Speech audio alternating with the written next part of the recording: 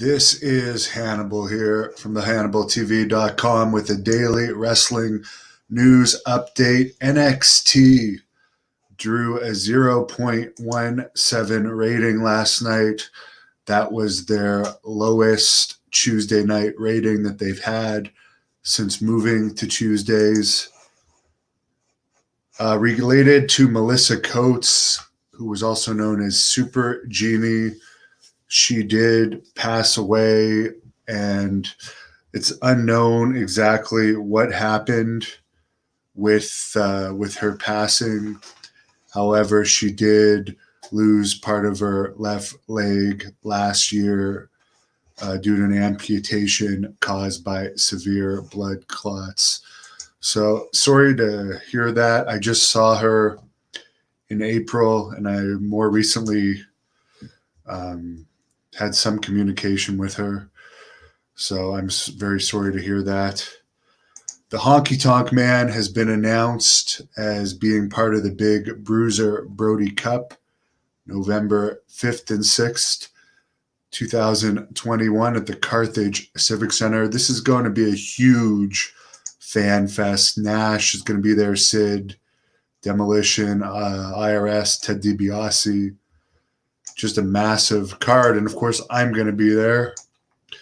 In other announcements, the World Class Cast, World Class Pro Wrestling Podcast, tomorrow night at 7 p.m. Eastern is going to have none other than the flamboyant one, Eric Embry, and that's going to be right here on the Hannibal TV, as well as the World Class Pro Wrestling YouTube channel, as well as the Hannibal TV Facebook page, where all of my streams on there are ad-free. And speaking of world-class pro wrestling, it's official. September the 19th in San Antonio, Texas. It's going to be a combined world-class Revolution / River City Wrestling taping at the Grand Event Center in San Antonio. It is going to be the Blood Hunter, if he's still Texas champion by then, accompanied by Blaze versus none other than WWE, WCW, ECW, and Japanese wrestling legend, Too Cold Scorpio. So that is going to be quite something. Get into some of your questions. Raymond likes my show. Tell it what it is. Labrador Retriever misses the Great North Wrestling events in Ottawa. Well, there is going to be a Great North Wrestling event in Quebec in October, and I can tell you this event is only going to be about less than an hour drive from Ottawa. So it'll be within driving distance. There's also going to be some GNW match tapings this summer, but sadly, likely in front of no fans due to the restrictions on having fans for indoor activities that are still happening here in both Ontario and Quebec. But Quebec is going to be more open by October, and we hope Ontario will be soon to follow, but we're still on lockdown here till July 26th. PJ Black is watching my full shoot interview with Raven right now. Well, since you bring Raven up, I got a plug. He's going to be at the ECW Arena September 18th, managing his newest protege versus Nunzio. So that should be pretty good. Last time I was at the ECW Arena, Sabu and cheerleader Melissa were there. Not cheerleader Melissa, sorry, Melissa Coates, the Super Genie that sadly passed away. I get this question all the time. It was with Paul Hellyer, UFO-related interview, and there's going to be a lot of UFO-related news coming up this week. And why was he my favorite? Because he's former Canadian Minister of Defense, which is the highest-ranking official I've interviewed. I hope to do more in that domain as time goes on. Scorpio can still go for sure. He's a tough guy, trained in Japan as well.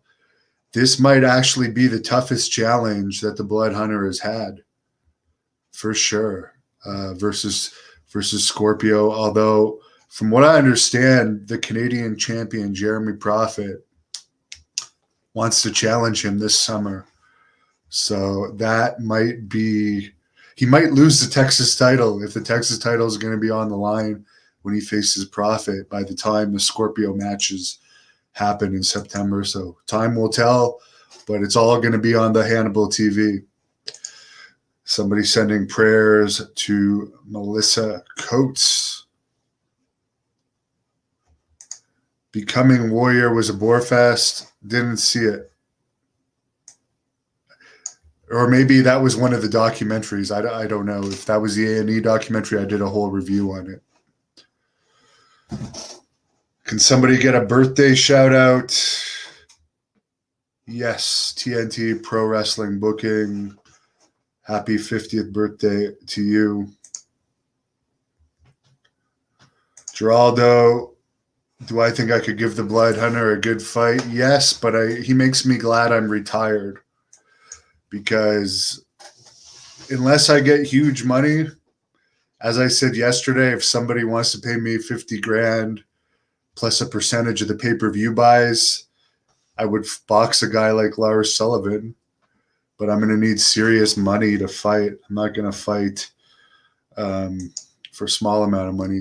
Jay the Goon did not apologize to me, but I have told his agent that I would happily sponsor a match of the Goon versus the Blood Hunter, because I would love to see the Blood Hunter kick the Goon's ass.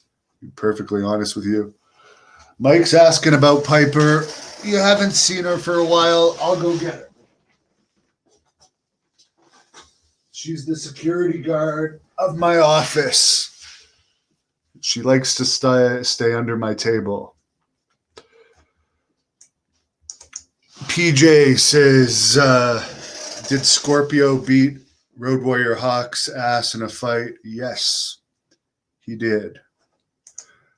Herb says Lars Sullivan loves the BJ and BJJ. Very, very, very funny. I'm going to end it at that before we get too far down the Lars Sullivan rabbit hole. But as I said yesterday, if I was Sullivan, and I'm not saying he necessarily has to do gay porn again, but if he's already been in porn, why not? Wendell, you're actually incorrect. I get more views than he does, and that's a pure fact. And you know what? I will prove it to you.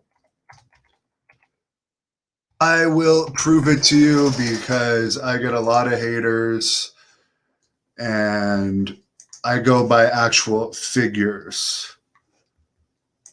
Let's just look at the past 30 days, my good friend Wendell hating on me. Let's look at the past 30 days and see where I am compared to that guy. Because I have an analytics program where I can do that.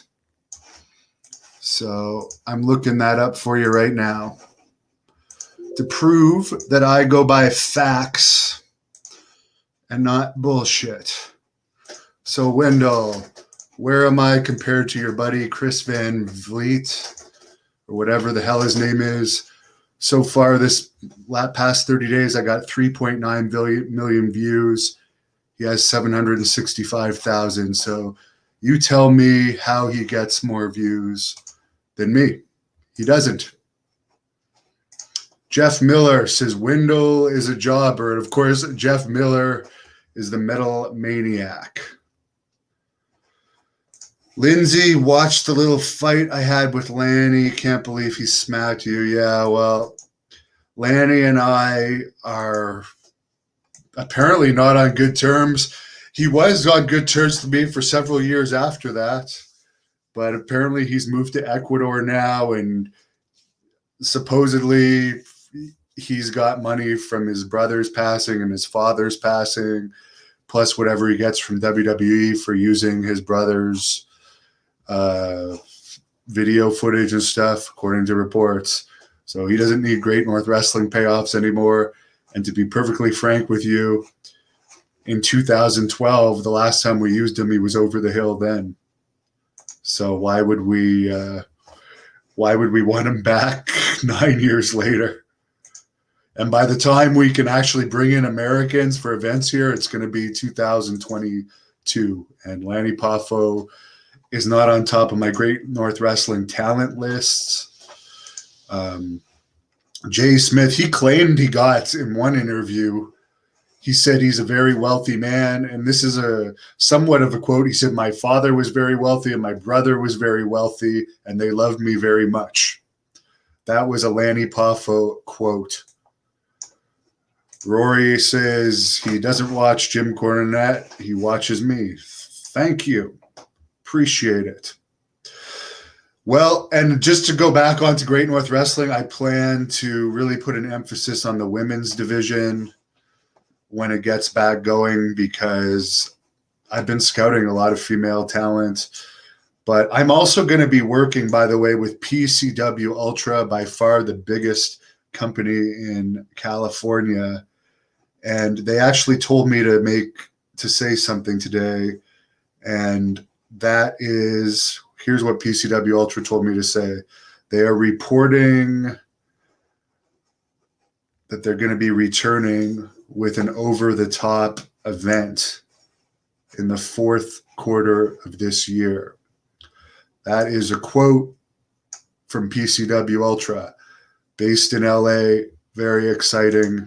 I'm going to be part of that, covering it, looking very much forward to it. Barbara says, I'm the best reporter in wrestling. Appreciate it.